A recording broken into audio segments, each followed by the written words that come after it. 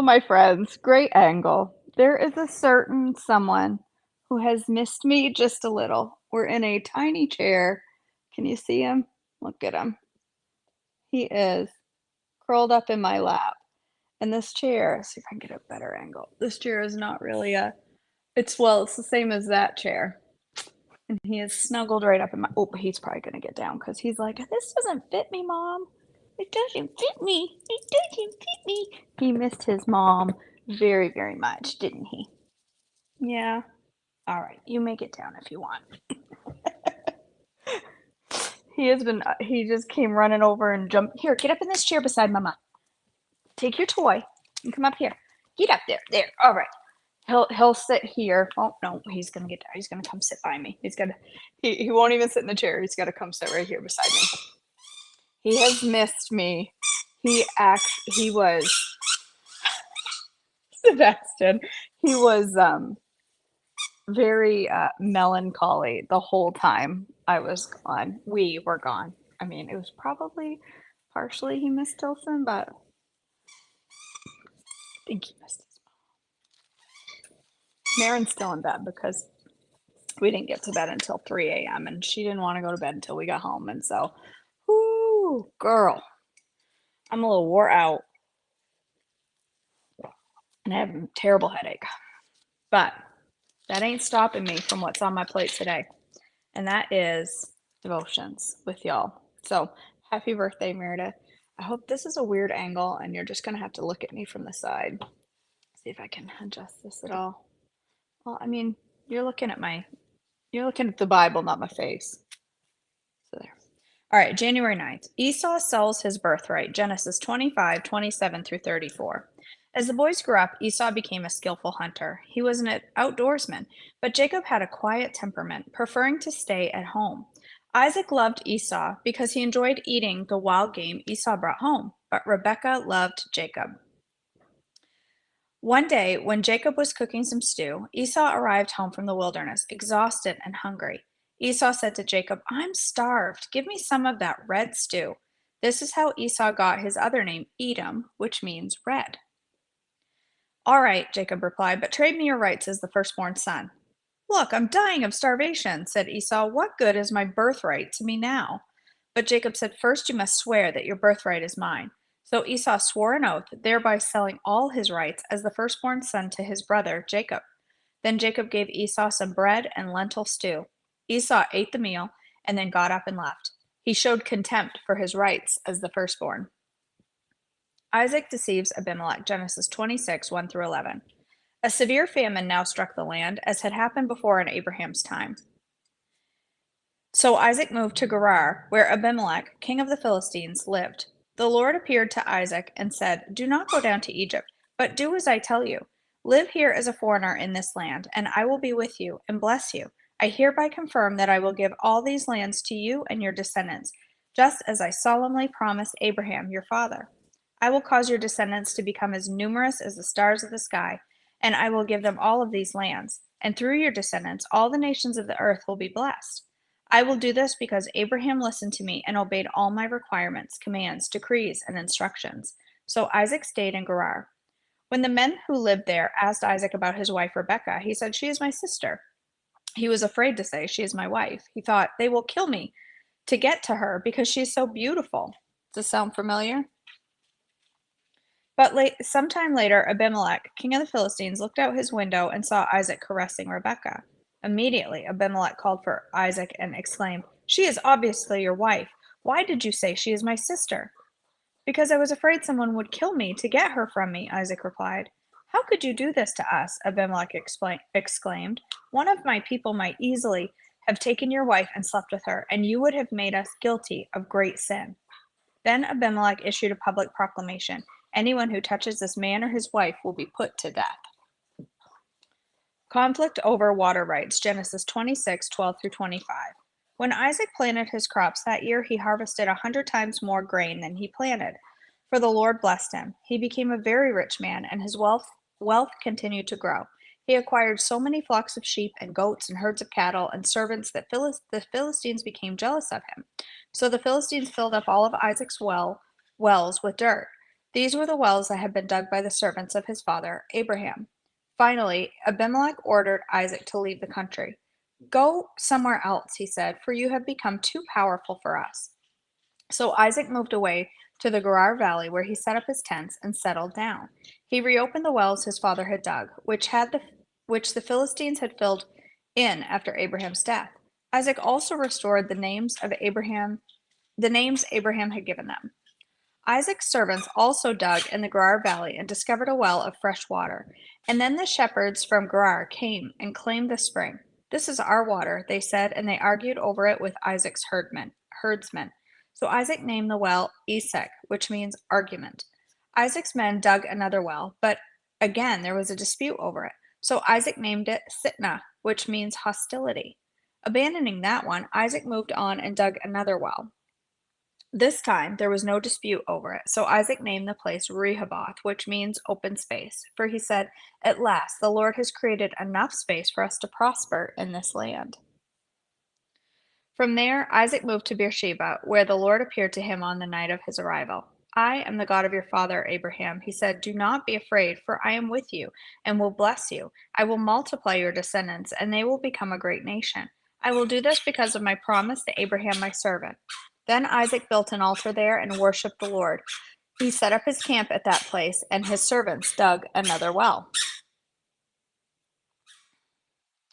A treaty with Abimelech, Genesis 26:26 through 35. One day, King Abimelech came from Gerar with his advisor, Ahuzah, and also Phicol, his army commander. "Why have you come here?" Isaac asked. "You obviously hate me since you kicked me off your land." They replied, "We can plainly see that the Lord is with you, so we want to enter into a sworn treaty with you. Let's make a covenant. Swear that you will not harm us, just as we have never troubled you. We have always treated you well, and we sent you away from us in peace. Now look how the Lord has blessed you." So Isaac prepared a covenant feast to celebrate the treaty, and they ate and drank together. Early the next morning, they each took a solemn oath not to interfere with each other. Then Isaac sent them home again, and they left him in peace. That very day, Isaac's servants came and told him about the new well they had dug.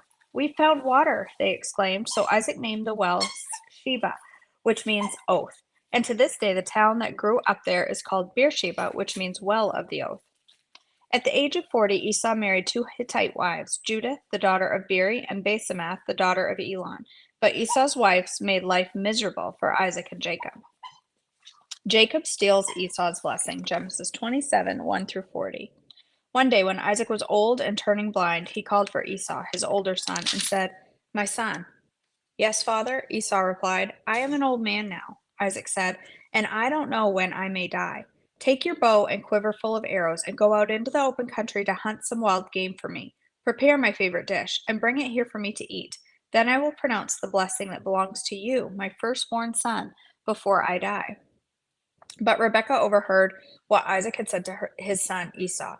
So when Esau left to hunt for the wild game, she said to her son Jacob, "Listen, I overheard your father say to Esau, 'Bring me some wild game and prepare me a delicious meal. Then I will bless you in the Lord's presence before I die.' Now, my son, listen to me. Do exactly as I tell you. Go out to the flocks and bring me two fine young goats. I'll use them to prepare your father's favorite dish. Then take the food to your father, so he can eat it and bless you before he dies." "But look," Jacob replied to Rebekah, "my brother Esau is a hairy man, and my skin is smooth. What if my father touches me? He'll see that I'm trying to trick him, and he'll curse me instead of blessing me." But his mother replied, "Then let the curse fall on me, my son. Just do what I tell you. Go out and get the goats for me." So Jacob went out and got the young goats for his mother. Rebekah took them and prepared a delicious meal, just the way Isaac liked it. Then she took Esau's favorite clothes, which were there in the house, and gave them to her younger son Jacob. She covered his arms and the smooth part of his neck with the skins of young goats. Then she gave Jacob the delicious meal, including freshly baked bread. So Jacob took the food to his father. "My father?" he said. "Yes, my son," Isaac announced. "Who are you, Esau or Jacob?" Jacob replied, "It's Esau, your firstborn son. I've done as you told me. Here is the wild game. Now sit up and eat it so you can give me your blessing." Isaac asked, "How did you find it so quickly, my son?" "The Lord your God put it in my path," Jacob replied. Then Isaac said to Jacob, Come closer so I can touch you and make sure that you are really Esau." So Jacob went closer to his father, and Isaac touched him. "The voice is Jacob's, but the hands are Esau's," Isaac said.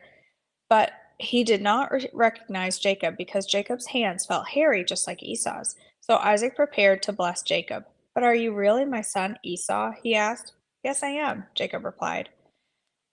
Then Isaac said, "Now, my son, bring me the wild game. Let me eat it, and then I will give you my blessing." So Jacob took the food to his father, and Isaac ate it. He also drank the wine that Jacob served him. Then Isaac said to Jacob, "Please come a little closer and kiss me, my son." So Jacob went over and kissed him, and when Isaac caught the smell of his clothes, he was finally convinced, and he blessed his son. He said, "Ah, the smell of my son is like the smell of the outdoors, which the Lord has blessed." From the dew of heaven and the richness of the earth, may God always give you abundant harvest of grain and bountiful new wine. May many nations become your servants, and may they bow down to you. May you be the master over your brothers, and may your mother's sons bow down to you. All who curse you will be cursed, and all who bless you will be blessed. As soon as Isaac had finished blessing Jacob and had and almost before Jacob had left his father, Esau returned from his hunt. Esau prepared a delicious meal and brought it to his father. Then he said, "Sit up, my father, and eat my wild game so you can give me your blessing."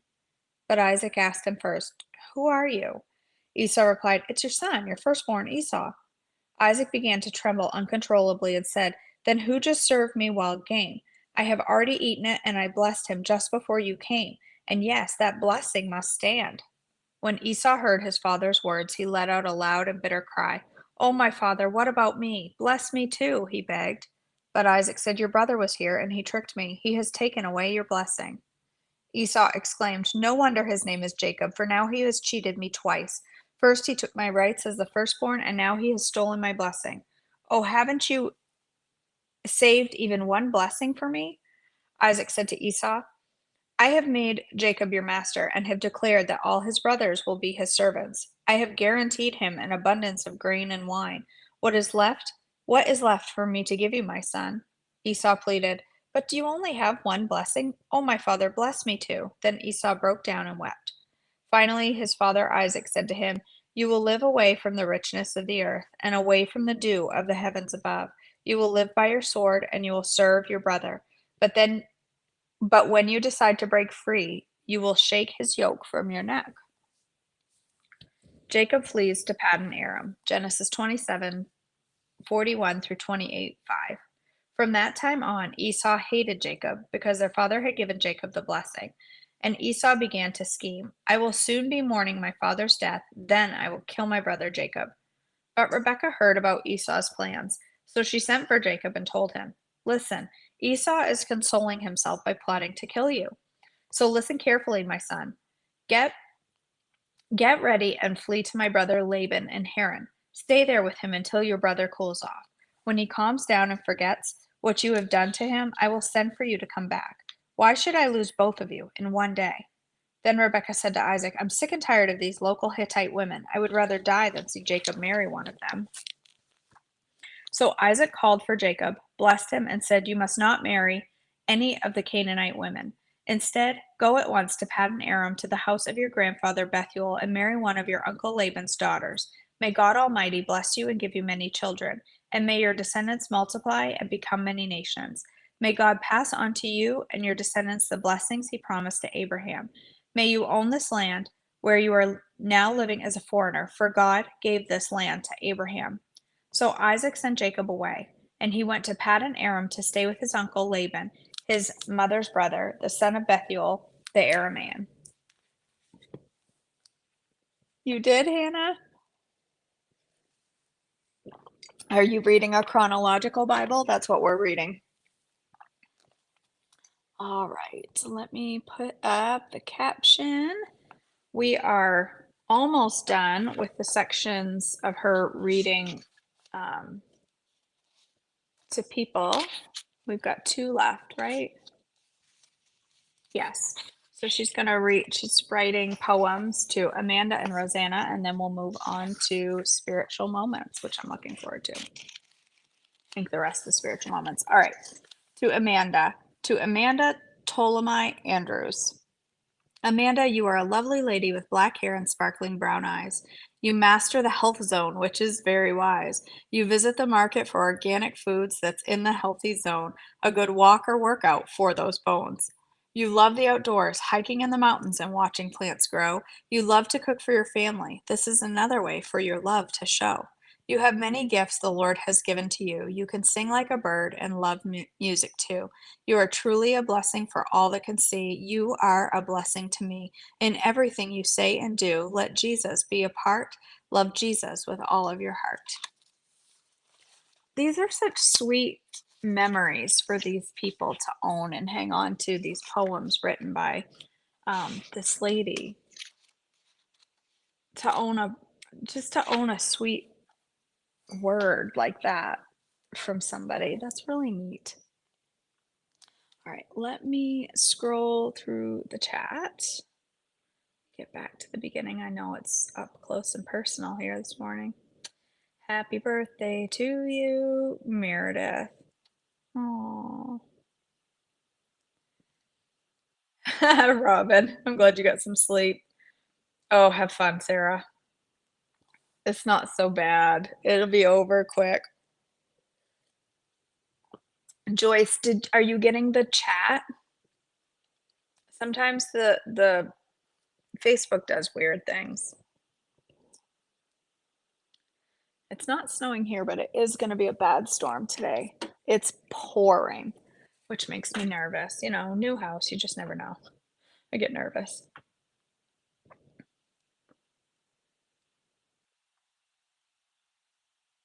All right. All right, my friends, let's join together in a word of prayer together. Father God, thank you. Thank you for traveling safeties and getting me and Tilson home safely. Thank you for protecting our things and getting our bags here at the same time as us and for just a safe trip home. And thank you for Bethany and Julia and watching over our home while we were gone. And I'm so grateful for all that you've given us and the opportunity to go up there and visit friends very quickly and hug mom and dad. And I'm just thankful for the opportunity. And now I also thank you for home and for rest. God, I thank you for each woman here, and I thank you for their faithfulness to devotions, and um, I just praise you for this opportunity. God, I pray for those with weight heavy on their heart today, with the weight of friends and family with cancer, and dads and grandparents and babies, so many babies on the list with different cancers. And God, our heart is heavy for those in our lives that are struggling with such horrible sickness and illness. And but we know that you are the great physician. We also know that you are sovereign, and we just need to trust in your plan. And your plan is not always our plan. Your plan is good. Your plan is trustworthy. And loss is a very difficult part of life and hard for us to understand, God. But I just pray that you will help us to understand your will and your sovereignty and to trust in you no matter what we're going through, God. I lift up those here today that are struggling with relationships and marriages, and um, that's such a tough place to be, God. And I just pray your blessings upon those here with struggling marriages, and just pray that they will seek you through the difficult times. Even that sometimes is the most difficult thing to do in the midst of marriage difficulty. God, I just thank you and I praise you for each person here, and I just pray for all of the unspoken requests that are on their hearts today. I know there are many. God, I just thank you for your love. Thank you for your patience with us, for you are the ultimate Father with patience, more than any of us earthly creatures could possibly have. And I'm just so grateful for that. Thank you for your mercy. God, I pray today that as we go through our day, that we will honor you with everything that we say, everything that we type on Facebook, everything that we say on the phone, everything that we say to someone we encounter. I just pray that you will help us to be a blessing to others and to spread the love of Christ wherever we go. In your precious name, amen. All right, my friends. Oh my gosh, Lois. That's crazy. It happens so fast sometimes. So fast, and it's a hard disease to understand. All right, friends. Um,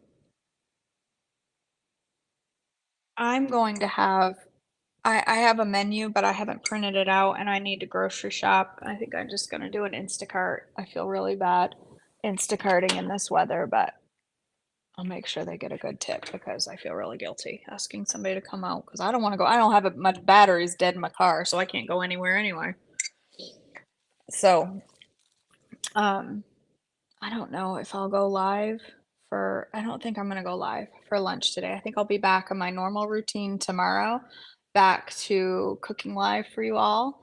And yeah, if you are part of Chain Breakers, do not forget that we have our first Zoom for the Chain Breakers support community tonight at 7 p.m., 8 p.m., 7 p.m., 8 p.m. I don't know. Check your email because now I don't even know, but it is tonight.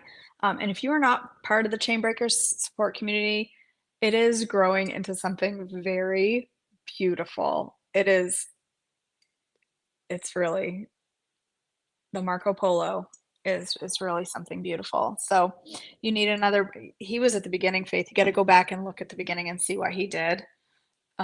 He's right here. He's right under my foot. He's snuggling with my leg. When I first started the video, he was in my lap in this chair, which is not really built for KJ and Bessie together. It's really can only hold one of us. Yes, I am going to, Renee. I think I'm gonna have the sausage stir fry out of Trim Healthy something today. I can't remember the page, but we've everybody's been talking about it because it's so good. I think I'm gonna have that because I do have the ingredients for that. And then I'm gonna sit with my computer and catch up on some things. All right, guys, I love you so much. Thank you for joining me. I'll be back tomorrow at my normal time, and I hope to see you then. Love you guys.